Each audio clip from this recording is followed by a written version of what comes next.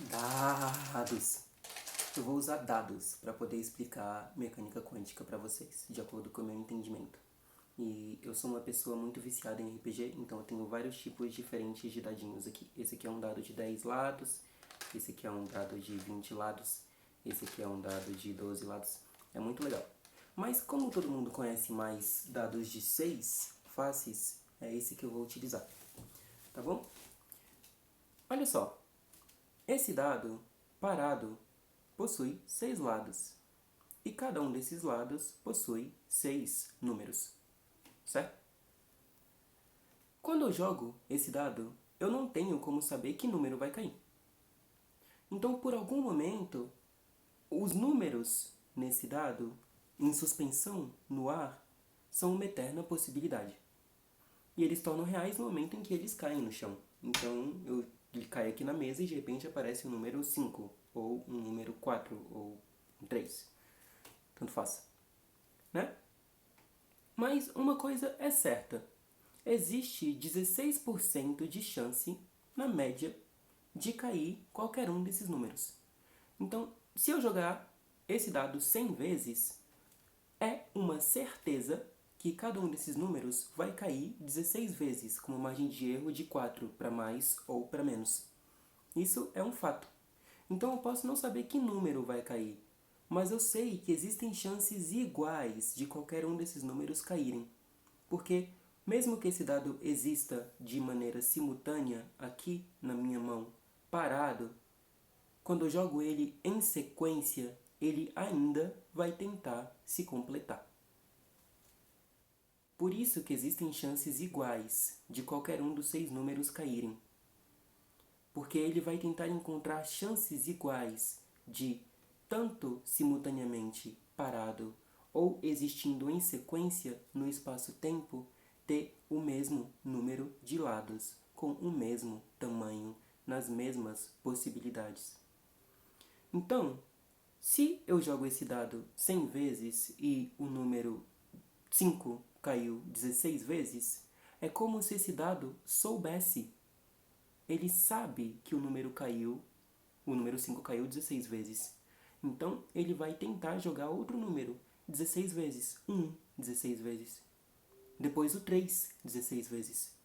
Depois o 4, 16 vezes. Depois o 6, 16 vezes. E por aí vai. Ele sempre vai tentar fazer com que cada um dos números e dos lados que o compõem caiam com as mesmas chances. A pergunta que eu faço é a mesma pergunta que a mecânica quântica fez. Como diabos o dado sabe que número caiu, maluco? Como ele sabe? Como diabos ele sabe? Essa é a pergunta. Porque isso aqui é um dado, entende? Para nossa percepção tridimensional, esse dado não tem consciência, ele não tem olhos, ele não pensa. Então, como diabos ele consegue olhar a si mesmo, ou perceber a si mesmo e saber que número caiu? Para conseguir jogar um outro número com as mesmas chances iguais? Essa é uma pergunta interessante para você fazer sobre tudo aquilo que existe no universo e pode ser mensurado por meio da estatística ou da probabilidade. Como esse fenômeno sabe que, como um evento ocorreu X vezes, ele precisa escolher realizar um outro evento, com a mesma chance de vezes, para ser completo em si mesmo. É a mesma coisa com uma moeda. Se eu jogar uma moeda que tem duas faces, eu sei que ela vai ter 50% de chance de cair cara ou coroa. Isso quer dizer que se eu jogar ela 100 vezes, a cara vai cair 50 vezes e a coroa vai cair 50 vezes. Como a moeda sabe? Como a moeda sabe que número caiu? Essa é a pergunta. E é isso que explica o funcionamento do elétron. Como aqueles elétrons sabem que se um elétron caiu numa posição, ele precisa cair numa posição diferente e não naquela, para poder completar o padrão das 7 linhas. Que tipo de consciência e observação é essa que consegue fazer com que os elétrons se comuniquem? Se comuniquem e saibam que se um caiu num ponto, ele precisa cair num outro ponto para formar o mesmo padrão. Esse é o ponto curioso. E no outro vídeo eu vou me basear bastante nisso para poder explicar boa parte das ideias que o Despertando tem com relação a como funciona o universo. A gente acredita que, na verdade, tudo é energia consciente em movimento. A gente fala sobre isso depois, tá bom? Então, é basicamente essa a ideia. Então, o Max Born falou o seguinte: o elétron, galera, não existe. Ele é uma possibilidade. Você não tem como saber onde ele para. Na verdade, ele existe como possibilidade. E você não tem como saber onde ele para. E você não tem como definir onde ele para antes que ele pare em algum lugar. E mais do que isso, um elétron só vai parar em algum lugar no momento em que você escolher que ele pare em algum lugar. Um elétron só se materializa como partícula no momento em que você decide medi-lo. Essa é a ideia fundamental. Então o elétron está aqui aleatório no rolê dele, tipo, existindo como possibilidade infinita, é só uma onda de possibilidades infinitas. E aí de repente chega um cientista muito doido e fala: olha só, cara, será que esse elétron é uma partícula ou uma onda? Aí o elétron tá lá à toa, virando no rolê, e ele vira pra você e fala: olha, esse cara tá achando que eu sou uma partícula. Então, pá, eu me torno uma partícula. Olha, esse cara tá achando que eu sou uma onda. Então, pá, eu me comporto como uma onda. Eu me comporto simultaneamente como as duas coisas. Porque eu preciso ter todas as possibilidades disponíveis para poder me comportar da maneira que ele escolhe que eu me comporte. Muito doido isso, né? Muita gente vai começar a dizer que eu sou coach de alguma coisa. Mas eu não sou, não. E isso foi verificado num outro experimento. E esse experimento tentou perceber o padrão, um padrão de movimento dos elétrons que é chamado de spin, que é rotação. A Terra, a gente sabe que se move no sentido anti-horário, né? Então, faça chuva, faça sol, acabe o planeta, a Terra sempre vai se mover no sentido anti-horário, ela vai girar no sentido anti-horário. Essa é uma certeza. Se eu pego uma bola e eu giro ela para a esquerda, ela vai continuar girando para a esquerda. Faça chuva, faça sol, até ela parar. Se eu viro ela para a direita, o mesmo padrão acontece. Ela continua se movendo para a direita, não importa o que aconteça. A não ser que eu, obviamente, pare o movimento dela e vire para o outro lado, mas eu vou ter que interferir no movimento dela. Ok. Os elétrons também giram. Só que eles giram simultaneamente para a direita e para a esquerda. Então eles fazem um movimento que é muito doido, que é tipo isso aqui, ó. Eles ficam girando para a esquerda e para a direita, para a esquerda e para a direita. Tremendo, literalmente falando. E é assim que eles vibram. Eles vibram porque eles têm esse movimento de rotação chamado de spin. Agora, digamos que eu tenha dois elétrons. Um desses elétrons, todos eles estão se movendo nesse padrão de spin, né? Para a esquerda e para a direita. Digamos que eu decida medir o movimento desse elétron e eu conclua nos meus cálculos que o elétron da esquerda se move para a direita. Esse elétron que está no padrão de spin, quando eu decido medir, no momento em que eu decido medir e eu tenho uma presunção de que ele se move para a direita, ele para de fazer o movimento spin e ele começa a se mover para a esquerda, né? Sei lá, para a direita ou para a esquerda. Eu já até me perdi no rolê. Tá. Vamos refazer e digamos que ele escolheu que era para a direita. Talvez eu falei direita antes. Enfim, irrelevante. Ele começa a se mover para a direita. E aí, o outro elétron que está do lado dele, no mesmo momento, nem mais nem menos, mas no mesmo momento, vai começar a se mover para a esquerda. Eu tenho dois elétrons. Eu defini que um deles se move para a direita. Ele vai parar o movimento de spin e vai se mover para a direita. E ao mesmo tempo, nem mais nem menos, o outro vai começar a se mover para a esquerda. Porque os elétrons precisam respeitar a probabilidade. O movimento completo dele é da esquerda, para a esquerda e para a direita, simultaneamente. Se ele se move só para a direita, o movimento para a esquerda se perde. E ele não pode se perder. Então o outro elétron vai observar aquilo. Ele vai começar a se mover para a esquerda, simultaneamente. Simultaneamente. E tá, beleza. Eu posso concluir, como cientista, que isso acontece porque de alguma maneira existe algum tipo de comunicação entre esses dois elétrons que estão próximos. Eles foram criados juntos, então eles têm algum tipo de ligação, eles estão conectados, né? Então eu vou pegar esse elétronzinho que estava na direita e que está se movendo para a esquerda e vou colocar ele lá na Espanha, no Japão. Pronto. Agora não tem como eles se comunicarem. Não tem como. Não é possível. E eu vou deixar o outro elétron aqui, no Brasil mesmo, na minha frente, né? E eu vou agora medir para ver como é que é esse comportamento deles. Eles estão fazendo um movimento de spin, né? Então o elétron que está aqui na minha frente está se movendo para a direita, bonitinho e tudo mais. Só que ao mesmo tempo, um cientista amigo meu lá no Japão está fazendo a mesma medição com o elétron que foi separado. E esse elétron que estava fazendo um movimento de spin, no momento em que eu medi esse aqui no Brasil e ele começou a virar para a direita, ao mesmo tempo começou a se mover para a esquerda. Ao mesmo tempo, eles estão tipo a quilômetros de distância. Não tem como eles estarem se comunicando. Que tipo de comunicação maluca é essa? E aí, digamos que eu tenho a possibilidade de pegar esse elétron e colocar na Lua. Ele vai repetir o mesmo padrão. Em Marte, o mesmo padrão. Em Plutão, o mesmo padrão. Independente da distância. Independente da distância. Olha que fator muito doido. E aí, isso começou a causar uma guerra no meio científico. Porque a gente tinha de um lado o Niels Bohr, esse cara de quem, cuja frase eu citei no primeiro vídeo, né? No vídeo anterior. Então, todas as coisas que nós consideramos reais são feitas de coisinhas menores que não podem ser consideradas reais. E o Niels Bohr acreditava piamente que os elétrons tinham algum tipo de comunicação que independia da distância e que eles não tinham, na verdade, nenhum movimento.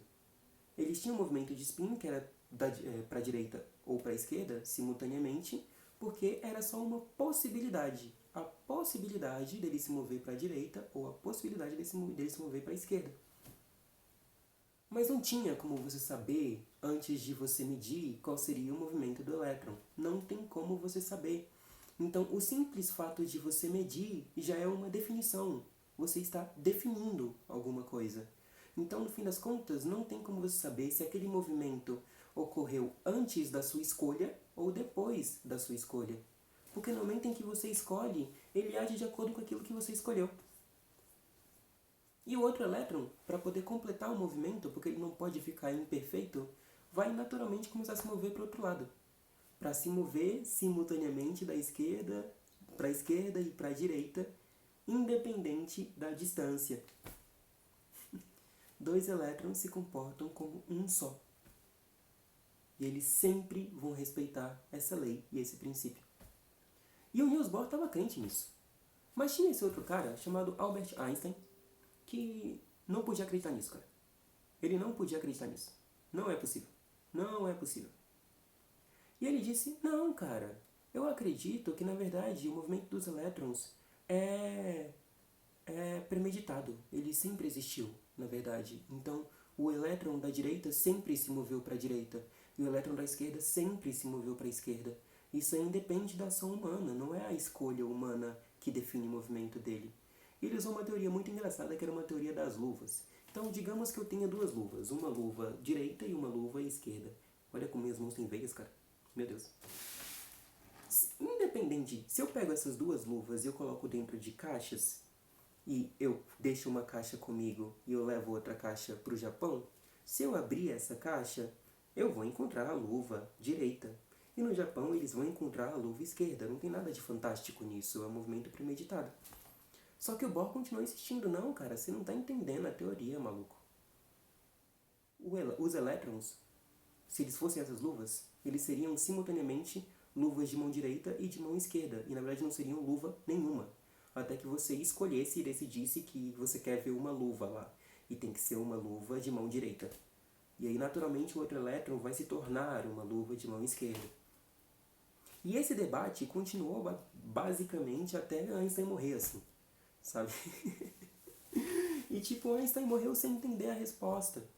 Porque essa resposta só foi ser realmente comprovada por um cientista chamado Clauser, junto com outro cara francês que eu esqueci o nome. E esse Clauser decidiu utilizar os cálculos matemáticos de um cientista anterior a ele para construir uma Big Máquina. E essa Big Máquina ia jogar elétrons isolados com o movimento de spin, para ver que movimento eles fariam. E eu não lembro mais direito como é que foi o cálculo que ele usou lá e tudo mais, mas no fim das contas, ele concluiu por meio desse experimento que realmente era o Niels Bohr que tinha razão. Os elétrons não tinham um movimento pré-definido. Eles só escolhiam um movimento para a esquerda ou para a direita, nesse movimento de rotação, spin, no momento em que eles eram medidos. Ou seja, no momento em que o cientista pegava o negócio, colocava a maquininha, colocava uma possibilidade de elétron lá dentro e jogava na parede e dizia: vai para a esquerda ou para a direita? Eu acho que vai para a direita. Aí ele vai para a direita. E o outro elétron, naturalmente, simultaneamente começa a se mover para a esquerda. E isso é matemático, né? Então, basicamente, é a partir desse tipo de teoria que surge aquilo que a gente entende como mecânica quântica hoje, que é um comportamento das partículas subatômicas que é muito diferente das leis que a gente compreende como da física tradicional, né? Isso não quer dizer que a física tradicional seja invalidada, tá bom? A física tradicional é extremamente eficaz para entender o funcionamento de corpos maiores. Mas quando a gente vai para o universo das partículas subatômicas, as leis da física tradicional não têm como se aplicar. As leis do mundo subatômico são totalmente diferentes. E nelas o elétron não existe até que alguém intencione que ele exista como realidade. Caso contrário, ele é só um poço de infinitas possibilidades. Consciente. Porque o elétronzinho consegue observar o outro elétron e saber onde é que ele vai cair, para cair num lugar diferente e ainda assim formar o mesmo padrão de onda. Isso define aquilo que a gente compreende como mecânica quântica. Tá legal? Então, se você entendeu essa base, eu fico muito feliz. Porque a partir dela eu vou começar a falar um monte de coisa que é muito doida. E eu vou começar a falar um monte de coisa que é muito doida para tentar explicar que, em última instância, esse comportamento dos elétrons é como o comportamento do dado. E esse dado tem uma coisa que nós chamamos de consciência. E consciência é auto-observação simultânea. Auto-observação. E a minha teoria muito doida é que, na verdade, esse dadinho aqui, como todas as coisas que existem, possui uma consciência dentro dele. Ele consegue observar a si mesmo, para saber que número caiu quando, para conseguir criar um outro número, para conseguir se completar. Se ele não tivesse consciência, então o número 5 poderia cair numa jogada de 100 vezes, 30 vezes, e o número 2, 2 vezes. Seria irrelevante. Isso é aleatoriedade. No fim das contas, quando a gente vai para a probabilidade e para a estatística, não existe aleatoriedade, só existe incerteza. Você não sabe como vai ser o resultado de uma coisa, mas você sabe quais são as chances de uma coisa acontecer. Porque se essa coisa tem diversos fatores existindo de maneira simultânea, mesmo sendo jogada em sequência ou acontecendo em sequência, ela vai tentar copiar ou reproduzir esse mesmo padrão. Então, fica mais ou menos por aí. Eu vou falar para vocês sobre o que é consciência, tá bom? Ou sobre o que eu entendo que é consciência. E eu vou utilizar essa base do que é consciência para poder explicar o que é astrologia e para que serve a astrologia. Tá legal? Muito obrigado por ter me ouvido até aqui. Se você gostou desse vídeo, por favor, dá um like aqui embaixo porque a gente consegue chegar a mais pessoas, alcançar mais gente. Compartilha com a galera se você achou interessante e é legal discutir sobre alguma coisa ou só jogar uma polêmica. Olha esse menino nerd muito doido, com umas ideias muito doidas, falando coisas muito doidas. Pra ver o que os seus amigos falam sobre isso. E se você quiser também comenta aqui embaixo, traz as suas dúvidas, seus questionamentos, suas críticas. Eu também quero aprender com você, né? E se você tiver outras fontes e outros links ou vídeos de outros youtubers que são físicos que possam complementar esse vídeo, vai ser muito legal também. tá legal? Como eu disse, eu não sou físico, mas eu gosto muito de estudar sobre isso e de saber sobre isso. E eu acredito que isso é um prazer absurdo poder compartilhar aquilo que eu aprendo e o que eu descubro com vocês. Tá legal? Beijo, bom descanso.